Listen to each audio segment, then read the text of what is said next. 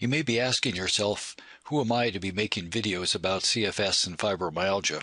So let me tell you a little bit about myself. The short answer is that I'm the creator and executive director of the CFIDS and Fibromyalgia Self-Help Program, a nonprofit organization that offers self-help classes and other resources for people with CFS and fibro, and I'm also a recovered CFS patient.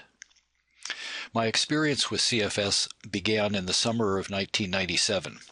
Overnight, I was transformed from someone in good health, accustomed to taking long hikes, into a person functioning about 25% of normal and able to walk about 15 minutes a day.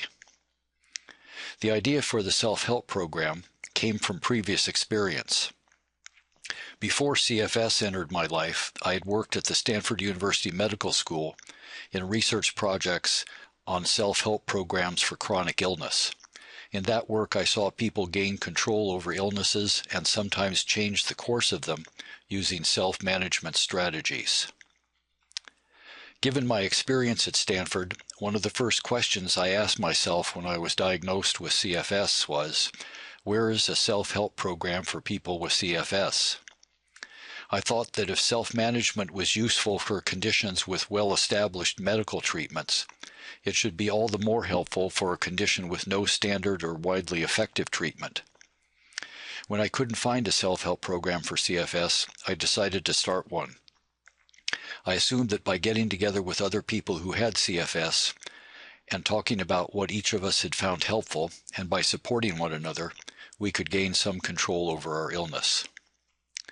My health improved as the program developed. The pace was gradual, about 1 or 2% a month, but over a period of 4 years, I returned to my pre-illness level of health, including returning to taking long hikes.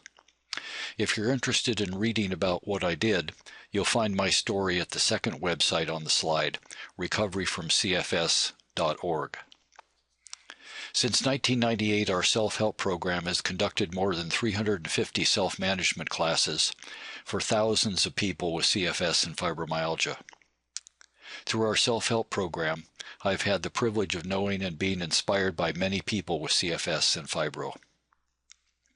Both my own experience and theirs have taught me that the lifestyle change approach that you'll find in these videos is a powerful treatment for CFS and fibro.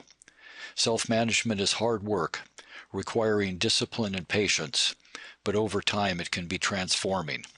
One person in our program, remembering my rate of improvement, calls it the 1% solution. I know from my own experience that living with CFS or fibro can be discouraging at times, but I and many people who have taken our courses have found that an effective response is to take a series of small steps to regain control. I hope you find ideas in these videos that you can use to create your 1% solution.